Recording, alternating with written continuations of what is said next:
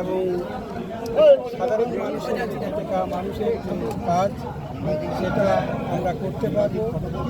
এখানে আমাদের ইতিহাস আছে, এখানে আন্দোলন থেকে শুরু করে বিভিন্ন বিষয়ে আমরা এখানে একটা ভূমিকা ছিল আমাদের।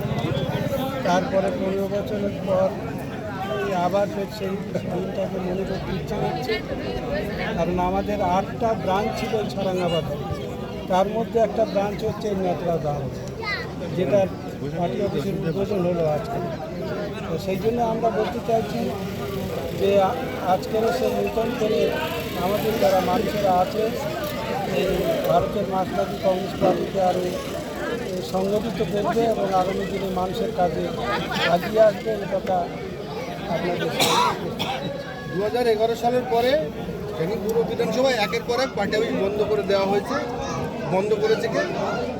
আপনি, রাকিবুল লস্কর, মনোরঞ্জন দেয়াসী, রুহুল লস্কর, হৈবার সর্দার, রেজ্জাক মোল্লা, যিনি শিষ্য বা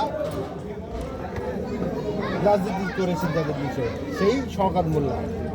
কী বলবেন এই প্রসঙ্গে? শওকত মোল্লা 2004 সালে আমাদের পার্টিতে আসে এবং দ্রুত তার 3-4 বছর একটা পদোন্নতি ঘটে এবং সেই কারণে তার সেই সময় নিয়ম অনুসারে যে কোনো সে প্রতিষ্ঠান হোক, মানুষ হোক, একটা পতন আছেই। আমাদের বামফ্রন্ট সরকারের একটা পরাজয় ঘটেছিল, সেই সুযোগকে ব্যবহার করে আমাদের ক্যানিং 2-এর যে পার্টিকে তছনছ করে দিয়েছিল শওকত মোল্লা, এবং সে তার নিজের ব্যক্তিগত উন্নতির জন্য, ব্যক্তিগত লাভের জন্য এই টোটাল সারাঙ্গাবাদ যে আমাদের কমিউনিস্ট পার্টির একটা সংগঠিত এলাকা ছিল সেটাকে তছনছ করে দিয়েছে। এবং তারপর সেই নিয়মেই আজকের তার পতন হয়েছে এবং আবার আমাদের এই পার্টি আবার আমরা ঘুরে দাঁড়িয়েছি এবং আশা করছি আগামী দিনে এই পার্টিকে আরও সংগঠিত, আরও শক্তিশালী করার কাজে আমরা ব্রতী হব। শওকত মোল্লা যখন তৃণমূলে গেল, সর্বপ্রথম ক্যানিং পূর্ব বিধানসভা থেকে তার পুরনো দল অর্থাৎ বামফ্রন্টকে পুরো নিশ্চিহ্ন করে। আজকে হাতে গোনা নেতারা এখনো পর্যন্ত আপনারা সিপিএম অর্থাৎ বামফ্রন্টে রয়েছেন, লাঠি ধরে ধরে এসছেন, কী বলবেন এই বিষয়ে?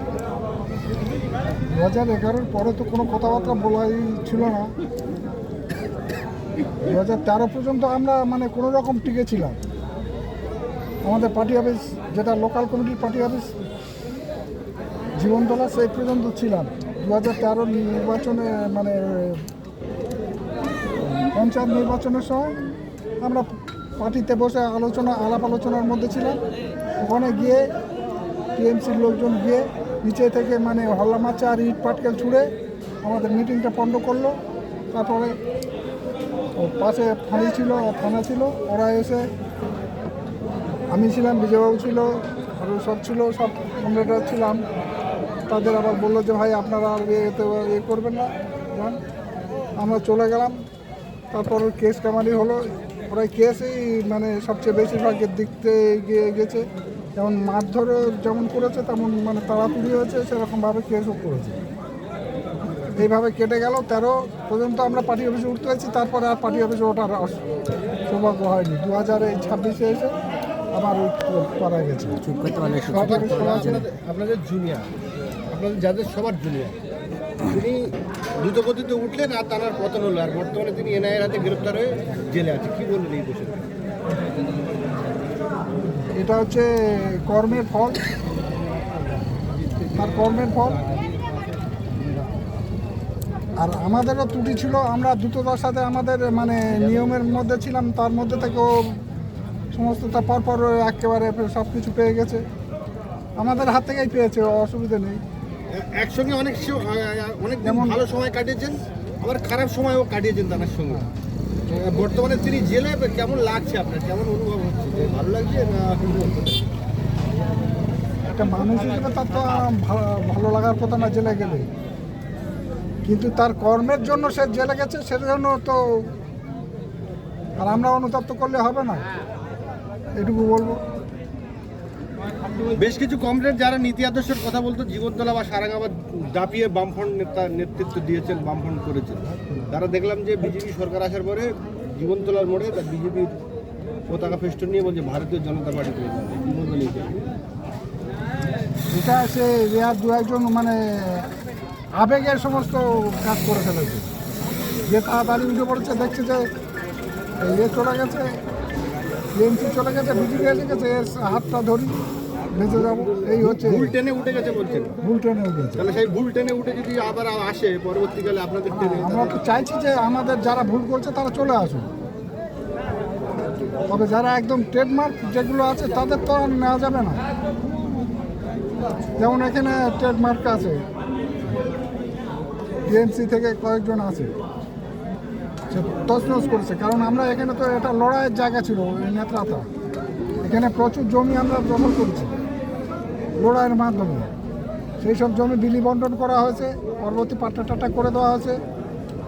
আর সেই জমিতে বর্তমানে এই 2011-এর পরে থেকে আবার মানে অনেক চাষি উচ্ছেদ হয়ে গেছে, আবার পুনরুদ্ধার আমাদের লাগতে হবে, এই হচ্ছে। ধন্যবাদ। আমরা ছোট থেকে দেখে এসেছি যে আপনারা বাম পার্টি করতেন, বামফ্রন্ট করতেন, আর সে বয়সের শেষ বয়সে মানে 3 কুল হারিয়ে শেষ কুলে এসছেন, তারপরেও বামফ্রন্টই করছেন। ক্যানিং পূর্ব বিধানসভায় বামফ্রন্টের অস্তিত্ব সংকট হয়ে গেছিল, আবার ধীরে ধীরে পুনরুদ্ধার করছেন, কি বলবেন এই বিষয়ে? প্রথম কথা হলো এই মার্ক্সবাদ হচ্ছে কি অজেয়, একে কোনোদিন খতম করা যায় না। এটা খতম হয় তখনই যখন মার্ক্সবাদ সম্পর্কে নিজেদের দলের মধ্যে একটা অংশ বিভ্রান্তি ছড়িয়ে চেষ্টা করে ক্ষমতা কুক্ষিগত করার জন্য। তখন স্বাভাবিক কারণে গরিব মানুষ যারা সচেতন নাগরিক তারা মুখ ফিরিয়ে নেয়, যার রেজাল্ট হিসাবে আমরা ভুগেছি। 11 সালের পর থেকে, অন্যরা বলেছেন 11 সালের পর থেকে এই যে 26 সাল পর্যন্ত এই যে টানা সময়টা আমরা কিন্তু বসে থাকিনি, মানে বিজয়দা, আমি বা আরও আমরা বসে থাকিনি, আমাদের সংখ্যায় কমে গেছিলাম, কিন্তু আমরা আমাদের কাজ চালিয়ে গেছি, কিন্তু প্রকাশ্যে আমরা এই কাজ করতে মানে আমাদের পার্টির পক্ষে কাজ করতে পারিনি। তাহলে কথা হলো এটাই যে আজকের দিনে দাঁড়িয়ে এই যে একটা হচ্ছে কি মরে না, মানে শেষ হয়ে যায় না, সেটাকে ধরে আস্তে আস্তে আজকের একটা পার্টি অফিস খোলা হলো, জীবনতলার খোলা হয়েছিল, আপনারা গিয়েছিলেন আমার মনে আছে। এখনও অনেক পার্টি অফিস বাকি আছে।